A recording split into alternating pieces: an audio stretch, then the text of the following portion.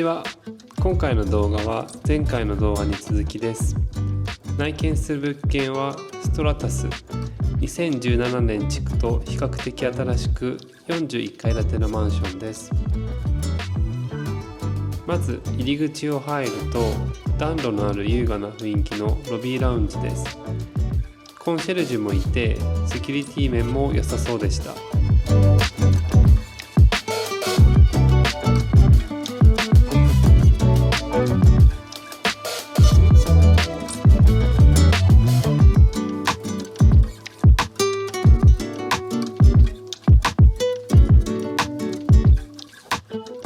続いて2階に続く階段を上ると、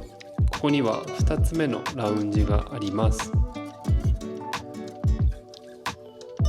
Uber Eatsを置く場所や椅子などこじんまりとした雰囲気で1階から吹き抜けになっているので、かなり開放感がありました。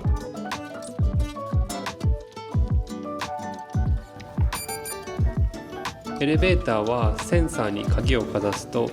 行き先を選ぶことができ、自動でエレベーターが呼ばれます。日本では自分の階にしか行けないケースが多いですが、鍵があればどの階にもアクセスできるものでした。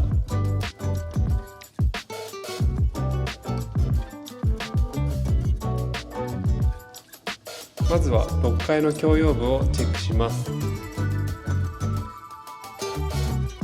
住人専用のラウンジでくつろぐスペースやポーカーテーブル、卓球台やビリヤード台などがあります。かなり広々としたラウンジで、大人数でも問題なさそうなゆったりとした雰囲気のラウンジでした。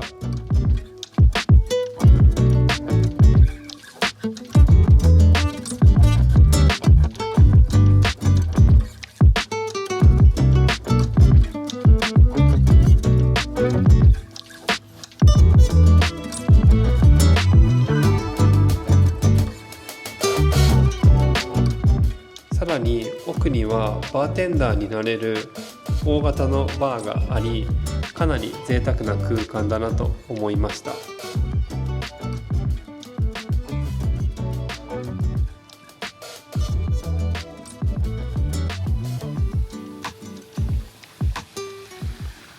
外のテラスに出ると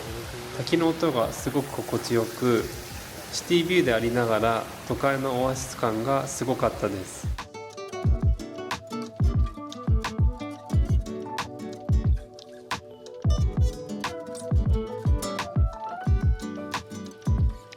下が広場みたいになっていて、6階とそこまで高層ではないので地面と近くて雰囲気が良かったです。滝の裏にはバーベキューコーナーがあり、一気に4家族がバーベキューできそうな数のグリルがありました。日本とはスケール感の違いをここではかなり感じさせられました。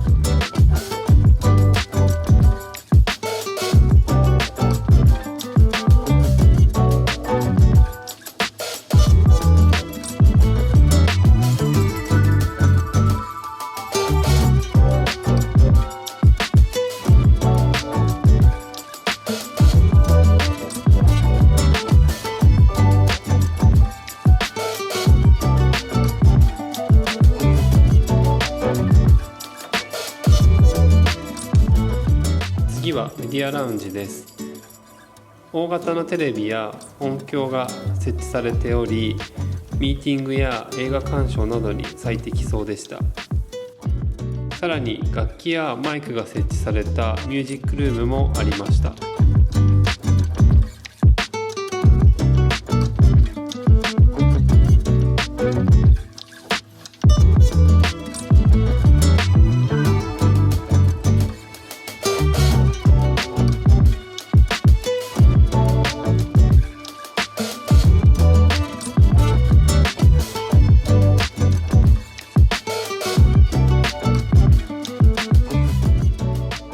続いてはおそらく最も利用するであろうジム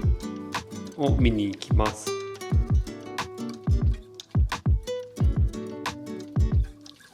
有酸素系の器具から筋トレの器具までいろいろとあり、広さもかなり広かったので2人とも結構気に入っていました。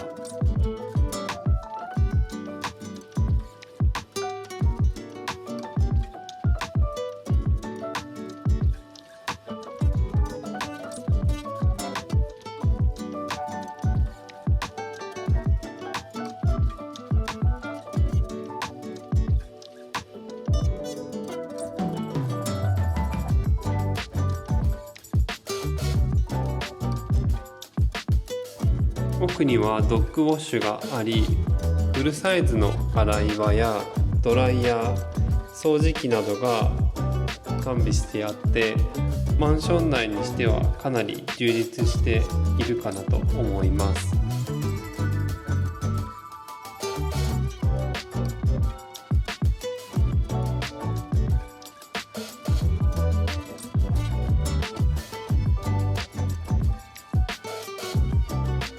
外には小さなドッグランがあるので、リードを離してここで少し遊ばせることもできそうです。ドッグランの横には小さな畑がありました。いくつか野菜が栽培されているようで、個人でやっているのか建物でやっているのかは分からなかったですが、こんな感じでトマトもしっかりとなってました。それでは早速最初の部屋を見に行きましょう。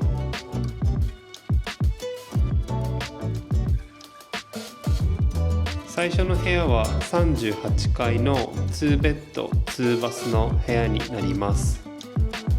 賃料は16ヶ月契約で約4600ドルの部屋になります。今回の部屋の間取り図です。広さは114平米の部屋になります。入ってまっすぐ進むとリビングダイニングで、窓面が多く開放感がすごく良かったです。キッチンの設備は前回の内見物件と同じですが、設備は新しい気がします。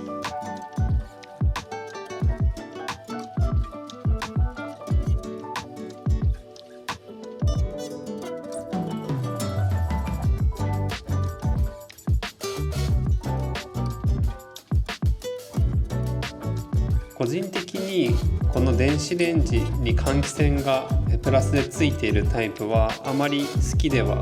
なく、 IH もガストップの方が好きなので、キッチン自体は正直あまり好みではなかったです。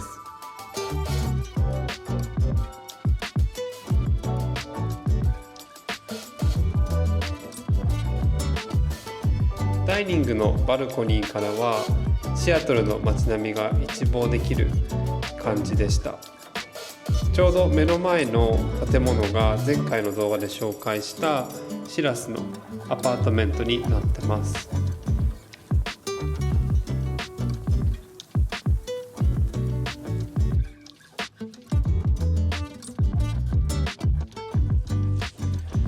マスターベッドルームも窓が多く、日当たりと明るさはバッチシでした。さらにオンスイートのバスはダブルシンクかつシャワーとバスタブが分かれており、個人的にはかなり好きな組み合わせです。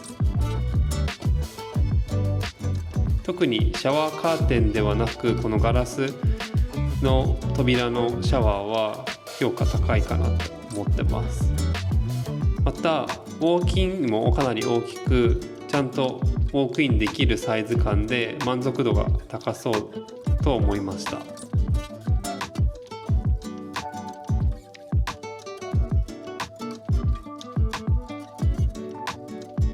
廊下には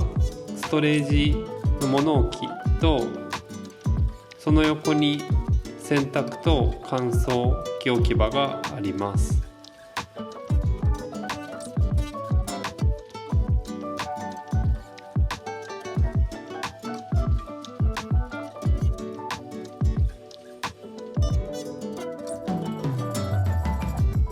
2つ目のバスルームは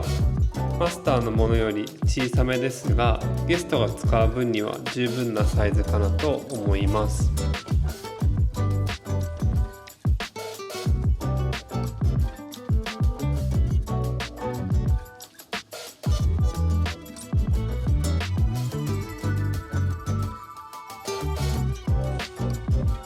2部屋目も窓面が大きくて明るさはバッチシかなと思います。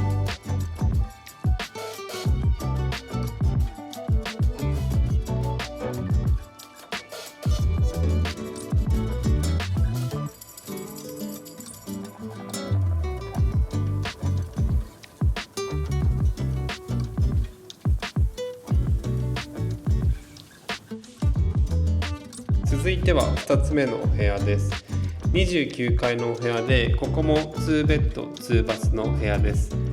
価格は16ヶ月契約で4330ドルです。これが間取り図です。112平米の部屋になります。入り口からまっすぐ進むと、先ほど同様にリビング、ダイニングとなってます。キッチンの設備は同じですが、レイアウト的に1部屋目の方がキッチンが広く感じました。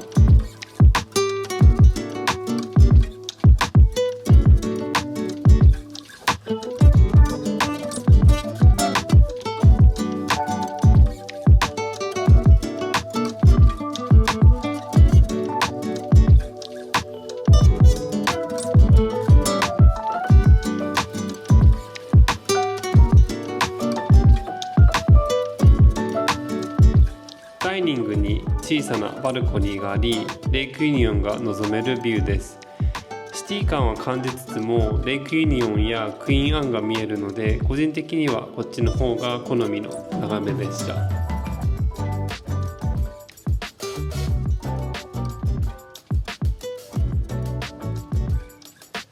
リビングからマスターベッドルーム続いていて、先ほどの部屋よりも広い感じがしました。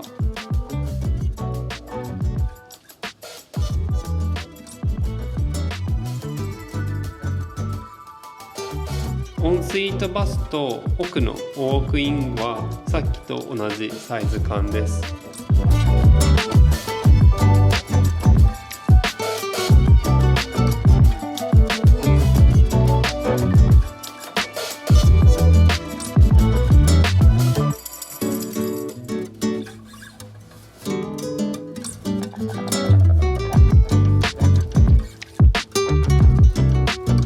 2部屋目もリビングダイニングの横にあり、先ほどの部屋とは対照的に全ての部屋がリビングダイニングからのアクセスになっています。間取り的には個人的には最初の部屋の方が好きかなという感じです。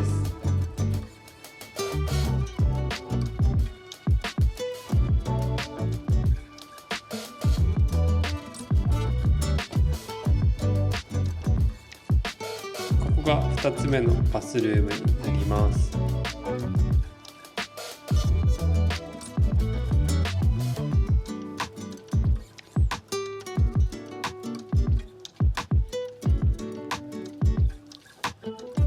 最後はルーフトップにある共用部を見に行きます。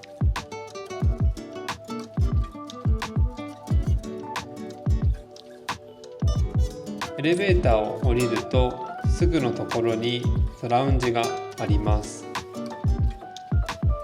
1階6階ルーフトップとラウンジがたくさんありますが、ここは眺めが良く、また違った良さのあるラウンジでした。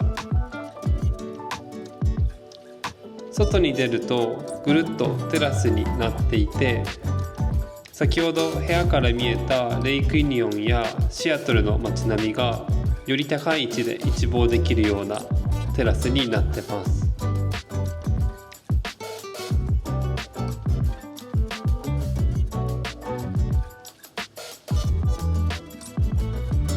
こっち側がレイクユニオンクイーンアンの眺めです。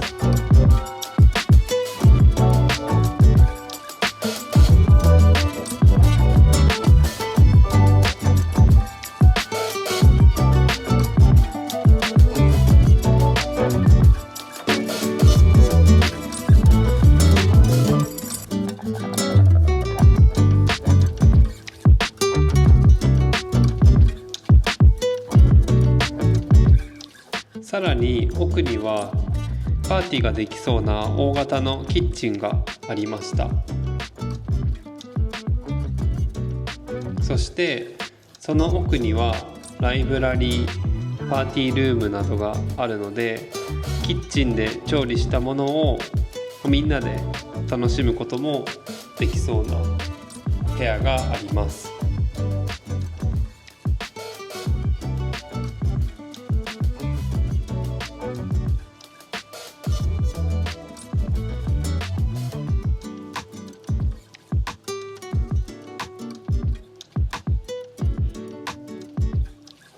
はい、こんな感じで今回の物件探しの動画は以上です。今回紹介した3つの物件のうち皆さんはどれが好みでしたか？最終的には6物件ほど内見をして賃料や設備、間取りなどなど比較した上で決めました。新規の様子は別の動画でまたご紹介できればと思います。今回物件を探すにあたって一つ知ったことがあったので、ぜひ最後に共有できればと思います。シアトルでは賃料と契約期間、タイミングによってホテルの価格のようにダイナミックプライシングがありました。契約する時期や期間によって価格が変化するようで、日本では2年契約など契約期間がある程度決まっている上に価格もある程度一定なので、ここはかなり違う仕組みだなと思いました。それでは今回もご視聴ありがとうございました。もし動画を気に入ってもらえたらいいねやコメントなどいただけると嬉しいです。それではまた次の動画でお会いしましょう。